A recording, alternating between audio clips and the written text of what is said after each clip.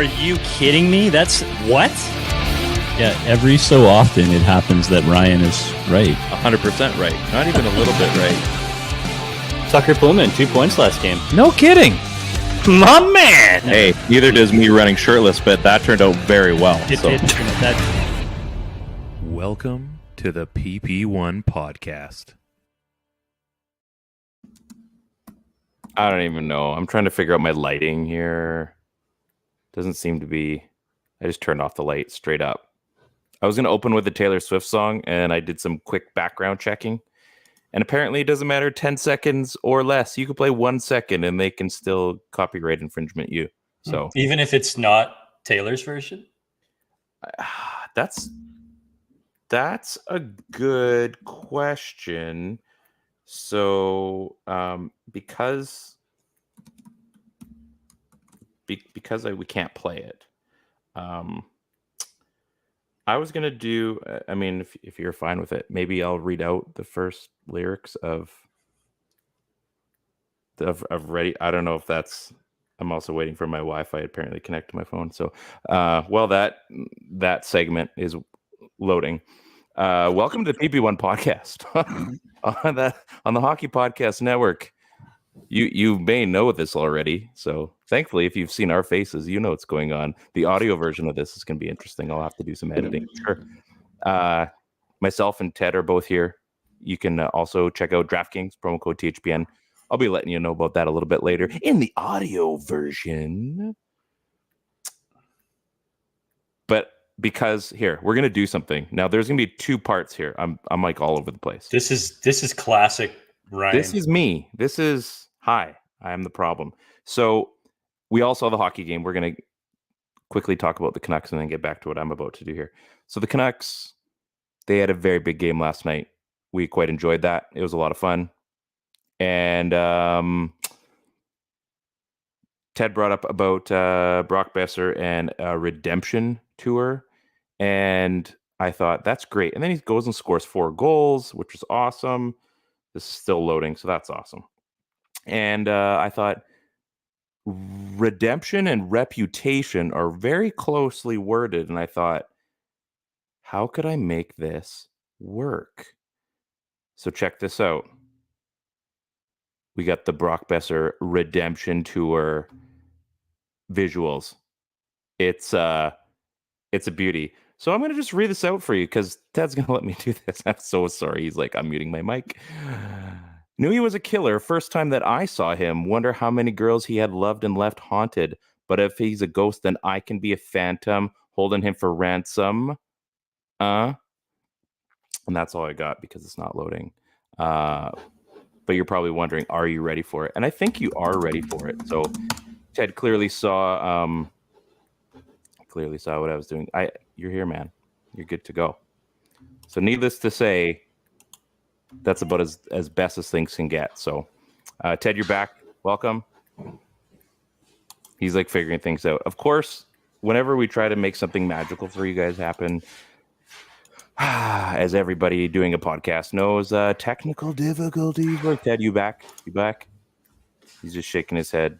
He can see my lips moving. He knows what's going on. That's okay. We're going to figure it out, and we're going to do whatever we can. Yeah, we can hear him. Something happened. His audio cut in. Can you hear me? Yeah, I can hear you, man. Yes. Oh, wow. Yeah. Can you hear me? I can. It's saying that I don't have audio, but like whatever. This is interesting. So I did read the first lyrics of Ready for It by Taylor Swift. Are you hearing that? And I put up the Brock Besser picture, so everybody's going to enjoy that on the video. That was some of my best work as far as the picture goes. Me reading out lyrics, not so much. Me reading out lyrics, not so much. Is this better? Can you hear me now? I can still hear you as equally as before. That's weird. It's saying that I don't have any audio, so... I promise. Yeah. You're here. And unless it says otherwise, we're good to go. So yeah, I showed everybody our little dangle. Yeah. And the Canucks won. So that was great. You know, remember how they talked about everything has to go basically perfect for this season to be a success? I think winning 8-1 is definitely a success. So that being said, so far the Canucks have a perfect season. I mean, they let in one goal. One goal. The Vancouver Canucks. This is the same Vancouver Canucks team that in the preseason, which does not matter, they gave up 10 goals to the Calgary Flames prospects or whatever you want to call it. Doesn't matter. But this is the same team. They go down 10-0 in the preseason, and they go up 8-1 when it actually matters. So for me, a perfect season, this is a great start. Ted, do you agree? I mean, probably a poor start for us in the sense that I don't know what the hell's going on there. I just got bumped, couldn't hear you, could hear you, then I was gone. But it sounds like you were talking about the fact that we went from 10-0 whipping in the preseason all the way to an 8-1 drubbing of the Edmonton Oilers. And talking about how everything has to go perfect for this season to be a playoff team. Well, 8-1's perfect so far. Yeah, and I think, there's always so much talk about the preseason. Yeah. It's shit. There's nothing, you can't gain anything or learn anything about what your team's going to be, especially those early games in the preseason. I think all those mean, especially in game 1 or game 2, is that we're seeing guys that we almost know for sure aren't going to make the team. And we're just looking to see if some of those guys deserve another game, right? And I think they got whipped. And I think as a result of that whipping, it probably calls some guys that didn't get into the lineup to not get into the lineup at all in future games because they understand. But I think that it's just preparation. I think it's just applying systems. It doesn't sound like Talkett had these guys scrimmaging all too much. Save it for the scrimmage practices where you guys get good. And then we sort of install this stuff for games. And I think it really how fun was this game? I don't remember the last time I had that much fun watching a Canucks game. Honestly. I know. For reals. I know. I remember saying after Besser got his hat trick goal, I'm like, I swear to you, if he scores 4, this place is going to go bananas within 2 minutes. I just stand up. I'm like, just saying. It was very, very close to being a Thornton cock trick. It was. Apparently, it's the 10th anniversary of that. Yeah. What timing? 10 years? That came out 10 years ago. Yeah. How old is Hurdle now? Oh, man. 28? 40. No. Thomas Hurdle? No. Yeah, not 40. Teenage Mutant Ninja Hurdle? Just crazy, though, right? That's insane. I want to get into something before we get full-on hockey crazy. So you just calm it down before we gush a little bit too much because we've been doing too much of that on this show. Oh, man, I just it's like keeping these horses in, right? It's impossible. So this show, obviously, we all start with some craziness, some shenanigans. What was that place, Farva? Is that place with all the shit on the walls? Yeah. What was that place called? Shenanigans. Oh, I'll get a liter of cola. I don't know if powdered sugar. It's delicious. I don't know if you've seen a commercial for this or if you've seen online. I know you're not too much online these days. Have you seen these pocket one-handed chainsaws that they're advertising? I'm not even joking around here. This is a real thing. Feel free to Google it while I'm talking. So, what would you feel safer with? An actual? Oh, it's real. It's a real thing. There's multiple. I thought maybe brands. It was No, I wasn't kidding around. The guy got off with. He's I'm done with tech decks. I've moved into chainsaws. I thought maybe it was like that, but no, it's an actual chainsaw. There's even a Ryobi one. It's big when Ryobi's made one too. Exactly. They've mass produced. This kind of frightens me because I think a chainsaw is a dangerous tool. Mm-hmm. You can, you see them in horror movies, so clearly they can be very effective. What's more scary, having the pocket handheld chainsaw or having the Ryobi pocket handheld chainsaw? If you got all the proper rechargeable batteries, I'm all for it, to be perfectly honest with you. So, you get that 6-in-1 battery. You're probably a Ryobi guy. You like Ryobi, hey? I do have a few Ryobi drills, but I did win those. I won those. So that's how I got into the game. But what freaks me out? Half our listener base there. Yeah, probably. What freaks he's he's a Home Depot guy. I get it. My brother-in-law, I think he used to listen to that, and then you said this, so he probably doesn't listen now. Yeah, it's over. But what freaks me out is, so I was thinking about this. A normal chainsaw, you got 2 hands on this thing, right? Mm-hmm. Mm-hmm. At least there is what would you call it? There is some stability with this thing. You have to make sure that you've got everything figured out to properly use a chainsaw, correct? Yeah. So in full disclosure, I I wouldn't say that I'm the authority on running a chainsaw, but I have operated a cutoff saw a lot, and it's the same principle, 2 hands. Okay, so exactly. So we get 2 hands. Yeah. You've basically taken the danger factor and jacked it way up because now you've got a dustbuster version of a chainsaw, which, don't get me wrong, the dustbuster was an amazing invention. I think we all can agree on this. For put Black and Decker on the map. Yeah, exactly. Anybody, a Danby one potentially. We've all owned one, and dustbusters are legitimately one of the cooler things that the 90s had to offer. Couches everywhere. Right up there with the Walkman, maybe a DualShock Discman. Couches everywhere are thankful for Dustbuster, for the Dustbuster. So I'm looking at this thing, and they're making it look so easy, and I'm sure it is. That freaks me out, though, man. I'm sorry. You can't have a one-handed pocket chainsaw. Too much violence can exist. Like, I go there. This is like something that would come out of like Doom or like Grand Theft Auto or something, and they're like, no, we're gonna make this real. I can't believe we cut off all the positive Canucks talk for this, but you're right, it's dangerous. And I'm just saying, this kind of bothered me this week. But let's get back into hockey. We're really good at this. Hockey pools. Are we just watching a video of a reel of the guy? It's crazy. I like how you're crapping all over me. Like, this is pretty intense. It's actually really crazy. Yeah. Like, it doesn't look like it actually cuts through the tree branch, but it does. It is a chainsaw. You probably have to like re-up on the battery. Like, it'll die. You'll get halfway through. Like, it's it's like the joke with electric cars. Like, you either want your stereo to run or you want the car to run, but you can't. I can't wait to watch the next YouTube comparison video between the Makita, the DeWalt, the Milwaukee, the Ryobi. And the Ryobi. It's going to get I would like an update if you have this on in the background. By the end of the show, I want to know who won out. Are you doing hockey pools this year? I am not going to do a hockey pool this year. Okay, so I'm only. I've been asked for advice on numerous hockky pools over the last little bit here, but I just have too many. I have too many football pools this year. I can barely focus on that. Managing losing teams is difficult.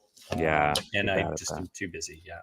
So I'm in one, and the only reason I'm in this is because our good friend Matt Ferguson bought me a box of hockey cards from Player's Choice, friends of the show.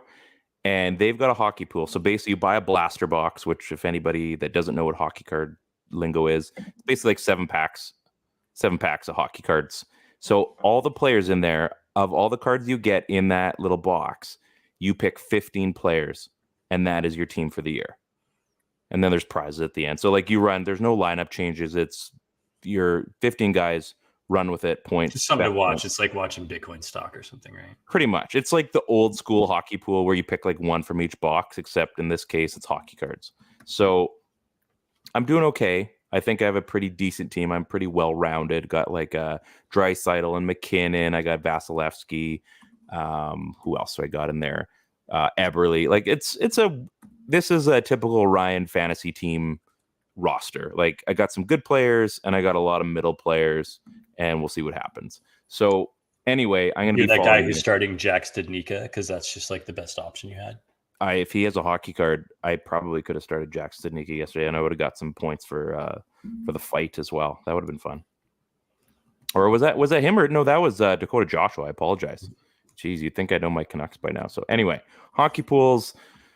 I'm so awful at them. And for me, that would be my reason. It has nothing to do with time. It's that I end up sucking at hockey pools so bad. So at least fantasy football, I can focus my efforts on. Following along. I don't know if you've been paying attention locally, Ted, but there's this kid in Kelowna that plays for the Rockets. Have you heard of Jerome McGinley? Do you remember him? Mm-hmm. Okay, so he's got a kid. I don't know if you've been paying attention. I have, yeah. The local sports scene. Is it Tij? I never get like the pronunciation. Tij McGinley. Probably Tij. Yeah, he had a hat trick last weekend. He's, I think, one of the top scorers for the Rockets so far. He is getting national attention, obviously, so because his dad was Jerome McGinley.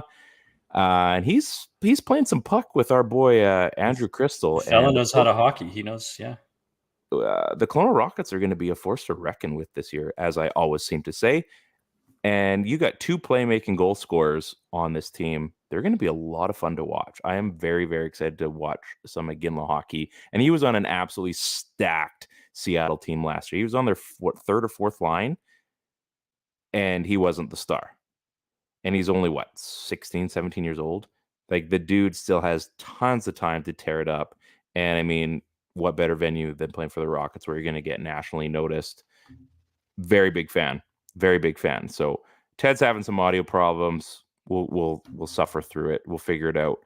But I don't know. Sometimes Kelowna just seems to find these guys that just kind of stick in there. I don't know how they make it happen, but they get, the Ginlas, they get the Nolan and Cal Foots. They're always getting, the sons of any of these NHL guys. They're getting coaches like, even Adam Foote for a time was obviously our coach. Like, Kelowna is a destination. There's tons of guys that seem to be in Kelowna during the summer and they're training and everything. I don't know how these deals kind of come together. I'm sure it's probably over a beer at, Oak and Crew or something like that downtown in the summertime where some of these trades occur. But let me tell you, folks, Andrew Crystal and Tija Ginla, we're about to have at it this season, the WHL. They're going to make the playoffs, obviously. They're going to be a lot of fun to watch, and hopefully we can dummy up those Kamloops Blazers. How's everything going over there, buddy? Just the regular, like you talk and then the audio stops working, and then I just disappear from the screen. It's like when we had Biz Nasty on that show. Remember that one? That was great. That wasn't the best. He was awesome, but yeah. He was awesome. We had probably some of the worst issues going on, which probably means we probably got to get the show going on because I'm sure at some point. Do you remember that? It was like Biz was on the show and I'm like trying to call in and I can barely hear you guys. And then like, I don't have any Wi-Fi. And he's like, no, brother, it's cool, man. Just wait. Like, I've been there. It's all good, man. I'll wait. No worries. He was the coolest guy. I didn't even feel like I got to take part in that combo because the audio was so messed up. He was super accommodating. And I think which was crazy. So this was I think kind of at the beginning of COVID, wasn't it? Within the first couple months? Yeah, it was still pretty early. And I mean, a guy that, I mean, they're a pretty polarizing show, and I get that. But for a guy that's on, one of the podcast, probably the. I mean, he's on TNT. He's getting it done. Like, hey, man, if you're making some time for us, big fan. I don't care what people say. He was an absolute gem for us and a great guy to get to know. Very personable. And I don't know. It was a lot of fun. We always love talking hockey. So let's talk hockey. Let's talk the Canucks. Let's get right into this. I'll try to stick around for it. I mean, if you could, that'd be great. I appreciate it. So like we said, big win to start the season. 8-1 made absolutely zero sense that the Vancouver Canucks dummied up the Edmonton Oilers, the Connor McDavid, Leon Draisaitl Edmonton Oilers. And you were kind of getting into it before I cut you off and said, well, let's talk about pocket chainsaws. But how about the fact that if you look at this game and if you were a betting man, would you have bet the Canucks to win that game, let alone the way they did it? I think Rick Tocchet went out there before the game, said, listen, I don't care if you have to rob a bank. I don't care if there has to be like, you need an alibi after this game. I don't care if there are dead bodies on the ice. You guys are winning this game. There's no way we're losing this game. Like it felt like that. Like they were so confident. And McDavid was rattled. Draisaitl still had a nice goal. But it was that kind of game where it made no sense the way they were playing. Like everything was going right. Besser was scoring like he was in his rookie days. Pettersson's little sauce pass, which was, through traffic, still probably, it might end up being one of the nicest passes we'll see all season because there's no way you can see passes like that happen all the time. Like it had everything. Yeah, it was great. I like the little Colby's couch reference that they gave, and it was funny to see that like Draisaitl and McDavid were just doing that, and then Petey just throws his own little version of it in there. But it was like, man, like I don't want to gush too much because I'm pretty sure that's what everybody's doing, but like that was a crazy good game. That was one of the most complete performances I've seen from a Canucks squad in like 5 years. Unbelievable. I'm not even being like, I'm not trying to be like funny or silly or sarcastic. It's been that long since we've seen like a cohesive performance that good. Like there was some realism, the over the ice or the over the glass penalty by Myers. I'm like, okay, sure, yeah, there was the real Canucks still.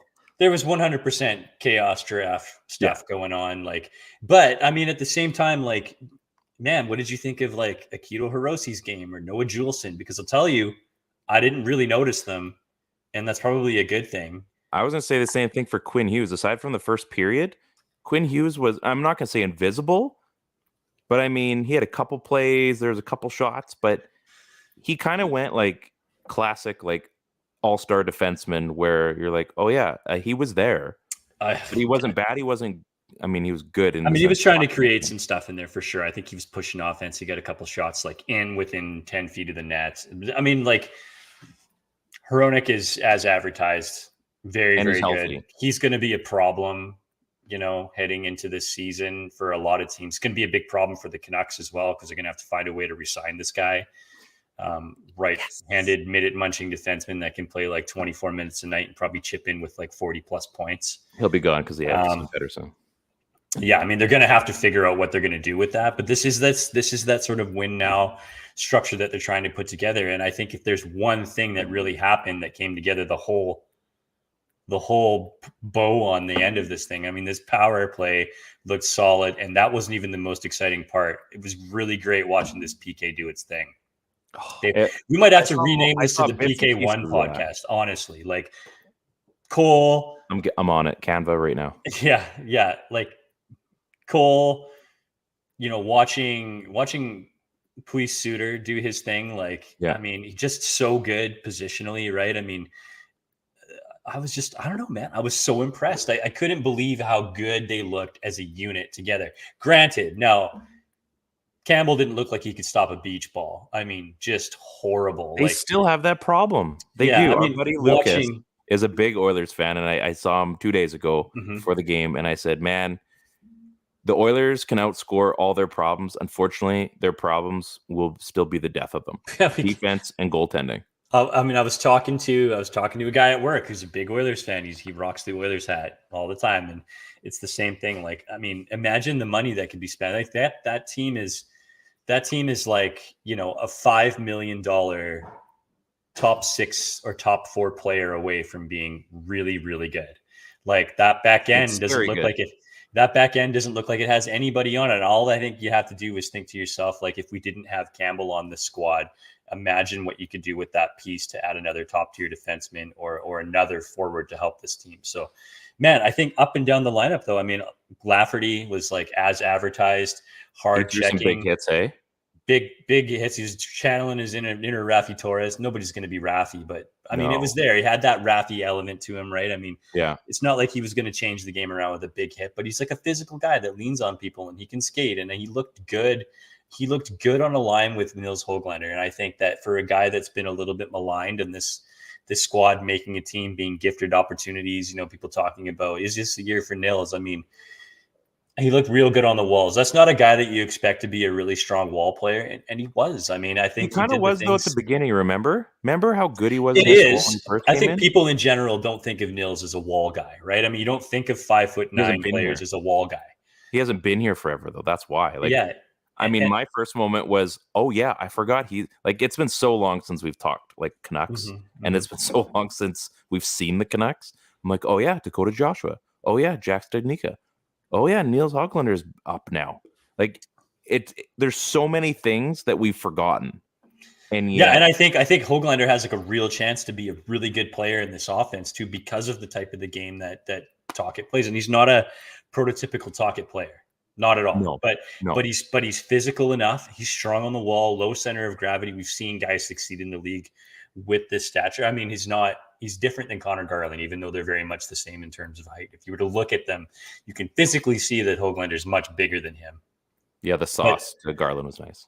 But the Garland thing, I mean, there's so many great stories in this, right? I mean, there was he asked for a trade 2 days prior. And there was some booze. There was some booze when he was skating out on the ice. You know what I mean? They're introducing the squad. Garland comes out, a couple of jeers, and I mean, what better way? I mean, we were just talking to you. I was talking to you earlier about the fact we were watching this Beckham thing, right? Are you watching the Beckham story on Netflix at all? No. I mean, there's a guy who caught the shit right? Oh, absolutely. From Some England, of it rightfully so. from England as a country, right? Not when he was like 24 and he was their No. best player, The tail end. but caught the shit, right? Like was dumped on everywhere he went, and instead of getting involved or getting down, he was just a true professional. Just starts popping goals, and how do you cheer against that, right? And that's the first thing Garland did when he came out there. And the pass from PD was obviously ridiculous. We talked about that, but like, did you just compare Connor Garland to David Beckham? No, I'm talking. Yeah, that's right. They're the same player, just as handsome, equally. Awesome. That's true. But not enough credit for Garland on like actually taking that pass. Okay, hey, you got to be able to do that. Oh, and then make the move too. He made that, like, that was a sweet little move. Just a little finish at the end, yeah. Yeah. And he's not even finished, which is also crazy. Just he's Czech, I'm pretty sure. Yeah. Really, really well done. I don't know where the rest of the season is going to go. I mean, I think there's a bunch of guys that are on blast right now to just have these big seasons. And how great was it to just watch Brock start his reputation too? I was just getting into that. So his first goal was vintage is the wrong word. It was rookie Brock. That's rookie Brock, yeah. Like he picked that, and I remember I saw him like, oh my goodness. And then they showed the replay on it. Thankfully, they do that in sports. And like it was perfect spot. It was so perfect. It was like inside of like a wall outlet. Like there's, it's like when you get the or like the puck board, what are they, a Plinko board or whatever it is, the Whammo board, I think it's called. We'll figure it out. You lost me, but yeah, go ahead. Yeah, like when you shoot the puck through the little hole in the board at the hockey net, like that's about the only space he had for that puck to go, and it went in there so perfectly. And then he gets the lucky bounce one off the leg, which was nice. Sure. And then he scores, and then like he scores two more, and it wasn't even confidence. It was just like something just like clicked again. And again, it's one game, and we're going to be going gush mode, I think, today. But yeah, it was so, I've said this and it hurts me to say it every single time, but there was a time, and who knows what's going to happen with Brock still. But, the writing was on the wall that, he's probably a trade candidate, this and that. Brock Besser is still my favorite Canuck until he's not. And he's just, I just don't know what it's about him, but like he's so much fun to watch score goals. Like he's just so pure. He's not flashy. He's just so like accurate, I guess is probably the best word for it. Yeah. I mean, he's a good guy. Like you want to see him succeed, right? Nobody likes watching $6.9 million Brock Besser skate around and score 18 goals. No. Nobody likes that, right? And we all want the guy to succeed. Nobody's like, oh, what a piece of shit. He deserves all the crappy. No, there's none of that, right? Everybody wants the guy to succeed. Canuck fans would love nothing more. About Brock. Keep talking about Brock. What a beauty. Canucks fans would like nothing more than number 6 to be earning his paycheck, right? I mean, and he's the same way. Like you can't tell me that he wants to not be out there and not acting like he's a $6 million player. He truly believes he is. That's why you tried to go out and get that contract, secure the money, right? And like the ability's there. He's just got to find a way to somehow put it together, stay healthy, be in that right mindset. He had some positivity in his life over the last little bit, trained hard in the offseason like many of the guys on this squad did because of the Talkit thing, right? And that was really nice to see that. And it wasn't the patented wrist shot. It was more of like the snapper. But if it's the snapper that scores the goals, then like that's whatever. I don't give a crap. There's so many things about Brock, and I'm on a bit of a rant here. I'm sorry. There's so many things about Brock that have been positive in the last like 3 years that aren't the goal scoring, right? Mm-hmm. Like up until last year, I mean, he's improved as a defensive player. I mean, he had to go out of it a little bit to try to start to generate points, but playmaking was a thing that sort of bumped up from last year. Scoring goals in front of the net, seeing Brock on the power play as a net front presence was like a good thing, right? I mean, he's not a huge guy, but he's bigger than the average guy, and he's got really good hands in close, and he's learned how to score goals right in front of the net. He doesn't have to be that guy to have time and space to shoot. And I think if you can figure out your shot at some point after having an injury and develop those other portions of your game where you're scoring goals with inside 10 feet or closer, and also being able to make plays and handle yourself responsibly defensively, save for last year. Mm-hmm. All that's doing is making him a more complete game. And if he's taking the time in the offseason to train and do a little bit more than the beauty league, which it looks like he has, skating and quickness is going to look better. He looks like he just has more hustle right now. And I think, how can you not be excited about that? So answer me this, and here's just like a thought that I had. Do you think that because he's not the talk right now, like of anything, he's not Elias Pettersson's contract, he's not Quinn Hughes' captaincy, he's not even the JT Connor Garland trade request. He's not the Connor Garland trade request. He's not, Thatcher Demko hopefully going for a Vezina this year. He's not Philip Hronek being healthy. He's not Tyler Myers playing out his contract. He's a Vancouver Canuck. And because he's a Vancouver Canuck, we can forget about all the stuff that's happened, which we haven't, but we will. And he can just go and play hockey. And the Brock that plays hockey is a very good hockey player. The guy that doesn't have to be a star can now be a star again. Yeah, it's softened on him a little bit. Like, doesn't it feel like that? Mm-hmm. And I think it's a positive thing. And I think even Kuzi coming in and we didn't even talk about Kuzmenko. Let's be honest here. Like, Kuzi came in and stole his role. He did, 100%. Right? I mean, even that now, just taking that off his plate.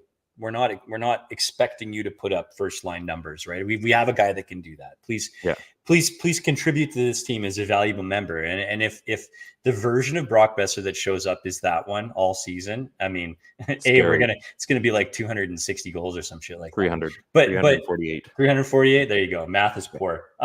Yeah. Also, boy math. He's already at 22%, 22.22% of last year's goal total, which was 18. And he didn't even have 4 goals until December. What did they say? December 9th last year. He may have had 4 goals on 3 shots. Who knows?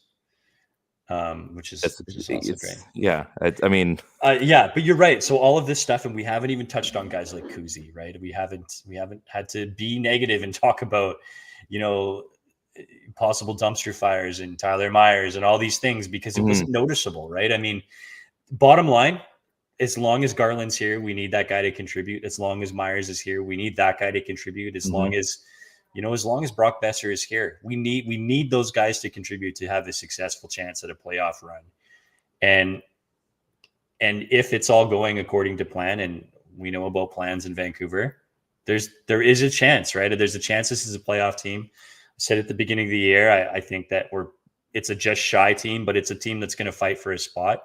And what else could we want other than that, right? I mean, we need this team to be pushing, and I think it's going to push because I think these guys have all bought into the system, and that's for real. I think they've seen the proof that what it looks like when they played together as a team in a cohesive unit against a really good Edmonton Oilers squad, which again, I have my doubts about. Oh, I mean, they could get absolutely dummied on Saturday. Don't get me wrong. Of course they can. But the Oilers, to me, like the Oilers are Toronto West, right? I mean, what have you done? What have you done? Like, great, you've got a great team. You've got 2 of the best players in the world, and you've done nothing in the playoffs. Like, we're freaking out that Elias Pettersson might walk because things aren't where he'd like them to be, and rightfully so. He should, if that's where it needs to go. He still might walk. And we're thinking this, and at the same time, you look at the Oilers and you look at the Maple Leafs, and you think, well, why wouldn't they walk? They've done the exact same. They're big deal. They made the playoffs. Because they win. The big difference is because they win in the regular season and they're constantly surrounded by talent, right? It's just, but I mean, you see these guys, you think like, I mean, if I'm the same guy on any one of those teams, what's the difference? I still want to go win, and I haven't won in any of those places. Big deal if you're in Toronto. Big deal if you're in Edmonton. Edmonton's great. When it comes up for a contract, or, there's an opportunity for a Connor McDavid to go to Anaheim or go to Toronto. I mean, probably not Toronto, but I mean, if there's an opportunity to go win a cup, maybe with Ottawa, as crazy as that sounds, like, hey, well, I could go play with Brady Tkachuk and Stützle, and I'm going to go win a Stanley Cup. I think Cup is a Stanley Cup is a Stanley Cup. That's the problem, right? I mean, it's Tkachuk just paved his way for how to get out of a town if you don't like it there. And I think that lots of other guys are going to follow suit if they want to follow suit. I mean, they have that option now, right? It's not like, I can't even say it's not like the old days because the Canucks have had that happen to them before, right? So it's scary. I was talking to our buddy Kyle, and I think he puts it at like 75% that PD stays. 75% is a high number, but 25% is probably too high of a number for me. So is he back? Is he back as a Canucks fan because Benning's gone? Vegas has won the cup. Like, has he I think he's still a Vegas guy, but I think he cares more and has more of an invested interest in the Canucks because of those reasons. And I think he was super upfront about the fact that I will not cheer for this team until everything. If Benning's around. And we had to. Yeah, sure, right. I mean, we got non-bills to pay, but let's throw it up to Thatcher Demko, though. What a beauty! See what I did there? Let's throw it up to Thatcher Demko. So he puked, apparently. Hey, I mean, it's puking or pinching, right? I mean, we've seen really both. Have a choice, yeah. We've seen both, and the goalie coming in, Casey DeSmith did just fine. So guess what, Joe Bartnick? Maybe Casey DeSmith isn't so bad. Do you see like this McDavid complaints about? Oh, I didn't get that though. He's just bitching and complaining. That's kind of weird. I'm like, bro, you lost the game. You could easily dummy this team again. It is what it is. You guys played like crap. You got beat. You were in the box. It didn't look like a good outing. There's 81 more games. I don't like the fact that they pulled their starter and then still rolled out their first unit. Kind of weird. Buddy, it's game one of the regular season. They're going to work on their power play. I don't give a shit if it's 10-0. Yeah. And if you did the same things to the Vancouver Canucks, I wouldn't give a shit because you should be doing that. And if you feel like protecting your Vezina caliber goaltender, then you do so. But I mean, you didn't even have the facts straight. He was in there puking his guts out because he was sick. And you guys couldn't score on a sick goalie. So get your shit sorted out. Come lay the beat down in the next game and we'll see where it goes. It was so like I'm watching boohoo, whiny baby, go piss and shit in your diaper, basically. Like I'm editing clips last night for our football show and I'm just kind of going through and I'm watching and I'm like, are you really you're not really saying this? Yeah. I'm like, come on. You are literally the best player on the planet. Chill out. You lost a game. You're going to lose a few. You might even lose to the Canucks again on Saturday, possibly. Who knows? You're going to go and beat up every other team in the league. It's going to be okay. This was Wednesday night hockey. You got embarrassed. Life's going to go on. Guess what? The Canucks get embarrassed a ton. We're fine with it. Let's move on. My goodness. Yeah. Like, give me a break. I wanted to bring this up because actually, I probably should have brought this up earlier. I said we were going to debut a new segment called Way Too Early Overreactions.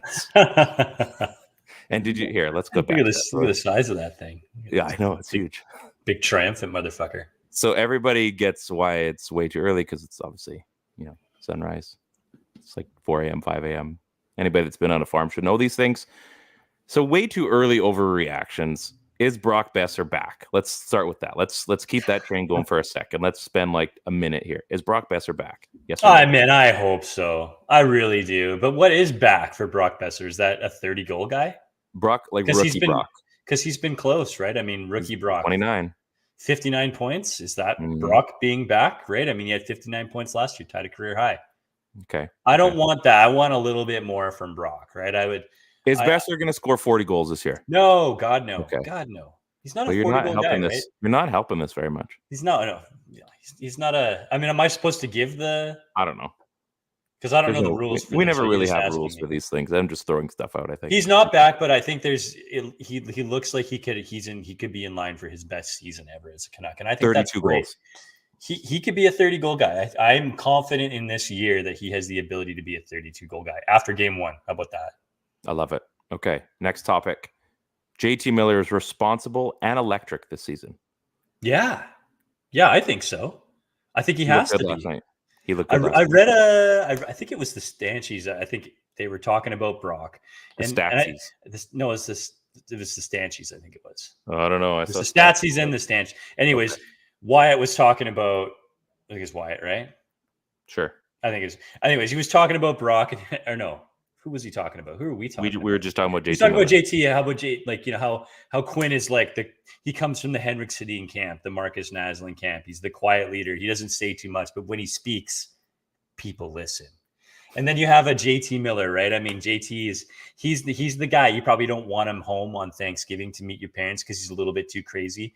But you know what? If you're in a fight, he's going to be there. He's going to kick that guy's ass. He's going to go fight him. But he's also probably going to call you out in front of the girl you're dating to make you look like a fool. But whatever. He's always going to be around. He'll help you move, and he'll only require a case of beer.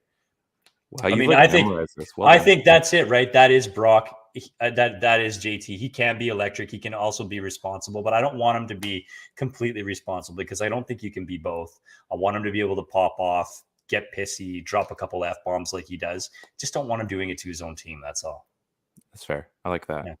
Pettersson, more than 3 5-point nights this season.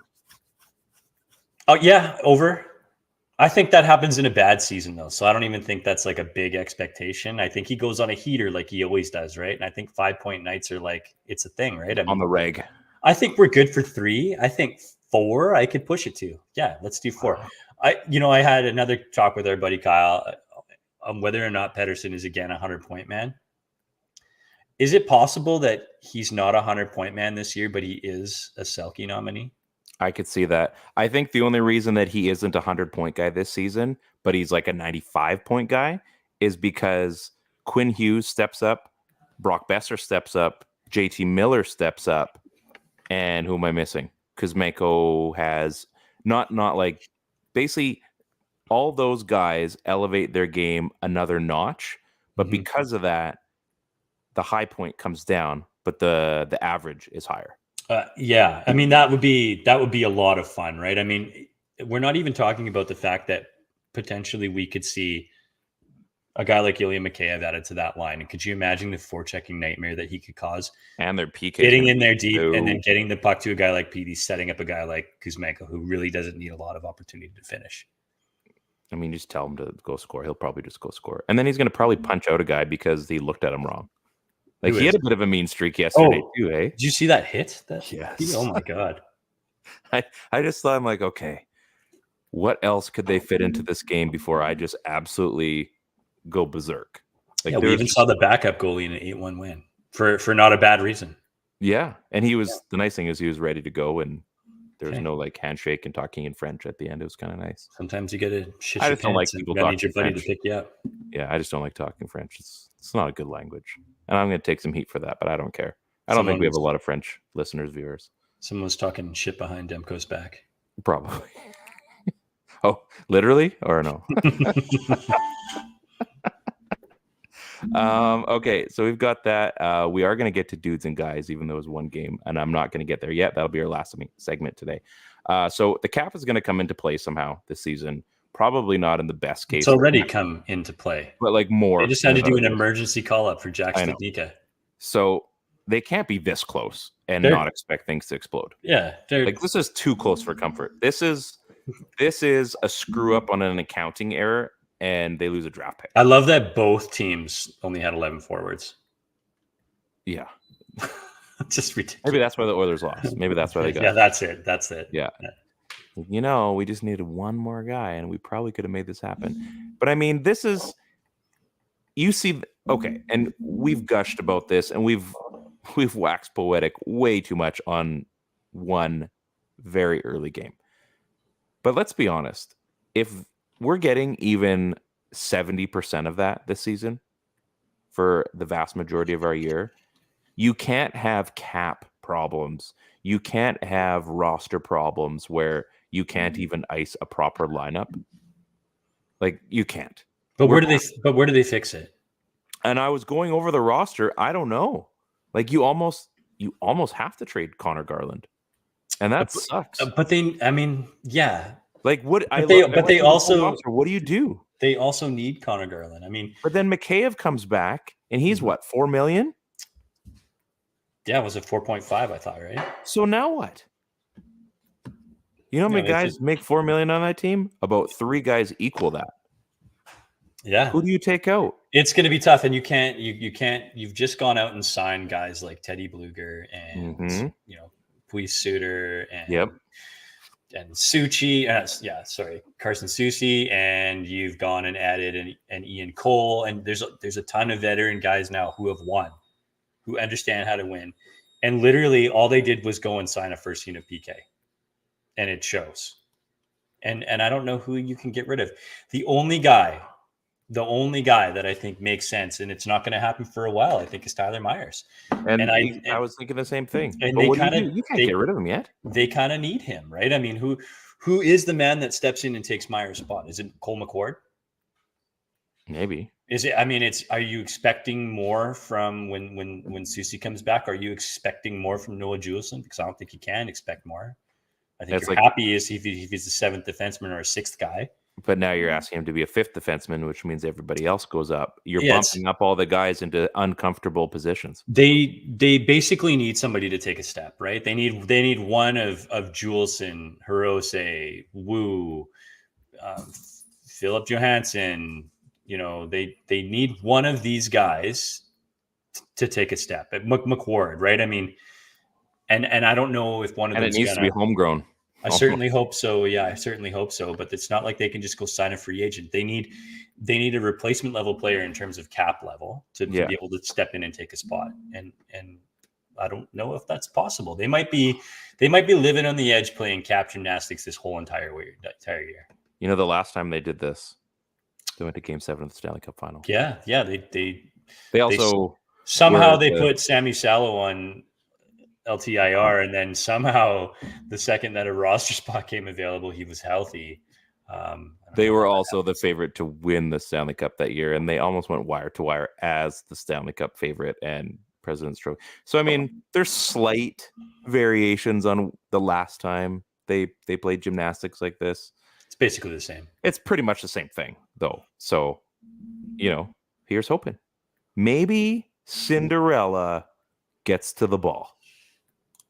Something like that. Something like that. I'm really not good with fairy tales and such. So let's finish up. We'll finish up strong. Dudes and guys. I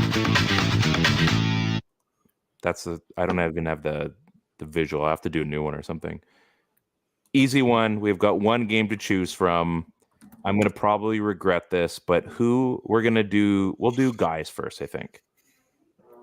Oh, okay. You can go first if you got one. Guy. Jeez, I mean, who was bad? I mean, everybody was really good. I guess 2 on defense. Yeah, I guess Tyler Myers took a silly penalty. Yep. I mean, we're really reaching here. It was a pretty solid game on the whole generated from some offense. But he had time to think about it, and he tried playing off it. Like, it was one of those, like, you knew what you were doing, and you still did it. I laughed the second it happened, and I was not laughing out of anger. I was like, look how he did it. Oh. I mean, they killed it, so that was okay. Chaos giraffe, right? So, yeah, I mean, Myers. And I say that lovingly because it was just fun. Well, we're reaching here. So mine would be Quinn Hughes. I don't think, and again, anybody that's paid attention to the show knows that half of this time it's usually tongue in cheek, but Quinn Hughes wasn't a world beater last night. He was pretty good, but in an 8-1 game, I would have expected him to be like, oh, can you believe all the stuff that Quinn Hughes did? And you're going to probably pull up like a stat, and I probably didn't even pay attention. He probably had 4 points, and I have no idea that he did. I mean, I'm going to let you finish. Go ahead. So, like I said, I think for me, looking at that game, Quinn Hughes wasn't noticeable, and we already talked about this. Sometimes being unnoticed is a good thing when you're a defenseman. He had a great first period. I was really excited. He was doing some pretty awesome, edge work and such, but I don't know. I'm selfish. For the way that game went, just how many points did he have? He had 3 points. I don't know. Were any of them at least second assists? He did have 3 points, but he was only a +3. How many second assists? He was only a +3, but he did only play 18 minutes a night. He only played 18 minutes, but he did only had 6 shots on net. So maybe I wanted to see last year Quinn Hughes where he was relied upon so much. And as I was saying, I'm like, he's not even on pace for as many goals as Besser is, assists as Besser is goals. Guy has a 3-point night all assists, and I'm crapping all over him. Cool. Very cool. Guy. Nice work. You're off to a very on par for Ryan. Great job, buddy. Great job. Okay, let's get to dudes because I need to forget the guy segment as quick as possible. Who's your dude? You can take whoever you want, man. Oh, sorry, my bad. Looks like he only had 3 shots. He had 28 shifts, played 21 and a half minutes, +3 points. Regardless, you're making this worse. You're just adding statistics now. Like, oh no, he actually had this. Yeah, you had a real rough go there. I feel like that was bad. You should take the dude. Okay. Well, do I go for the absolutely low-hanging fruit? Don't overthink it. I'm gonna do it. Brock Besser, you've earned your. I really want to go Connor Garland because I mean to catch that sauce pass from PD was just a thing. There's so much traffic, and he made that thing look like poetry. But we're not talking about Connor Garland. We're talking about Brock Besser. 2 goals was great. The first goal was great. The hat trick was great. Adding a 4th was messed up. Almost scoring a 5th was like redonkulous. We needed that as a Brock Besser stan, as a supporter, as a guy that's loved him since day one.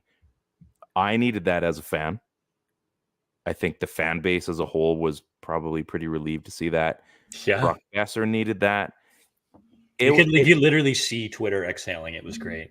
It was. Or do we call it? It's not Twitter. X.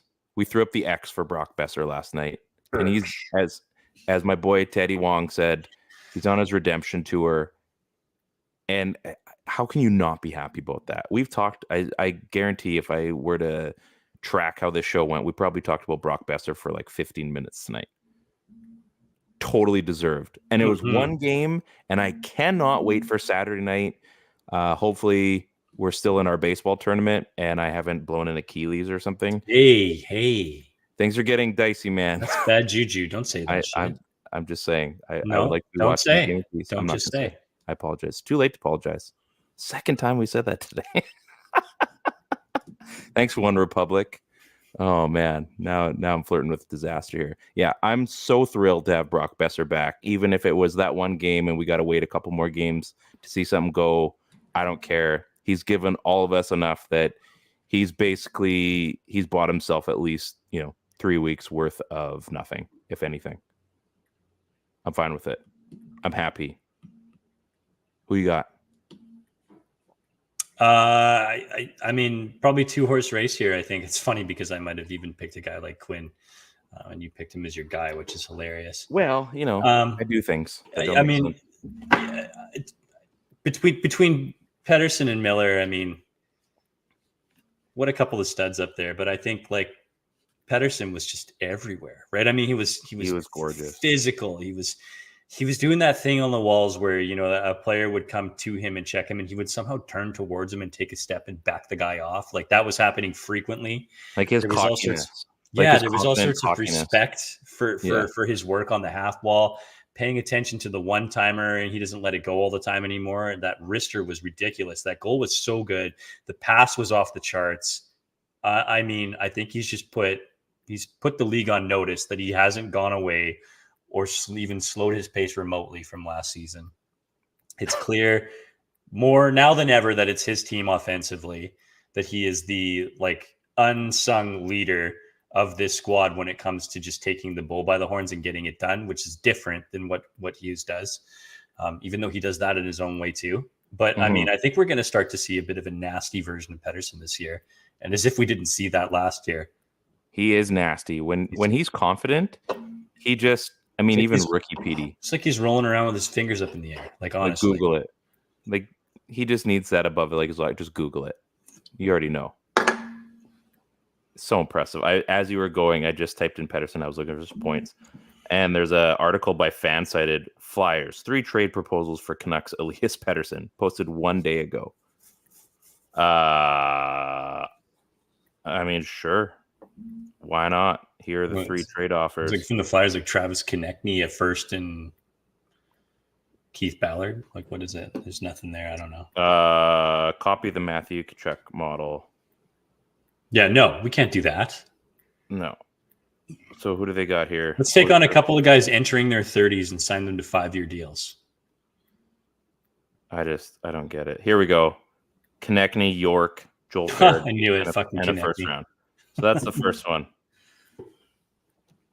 Pettersson for Cutter Gauthier and Matvei Michkov. And the number 1, Gauthier, Konechny, Cam York, and a first from Florida. That's like this almost the same as the first one.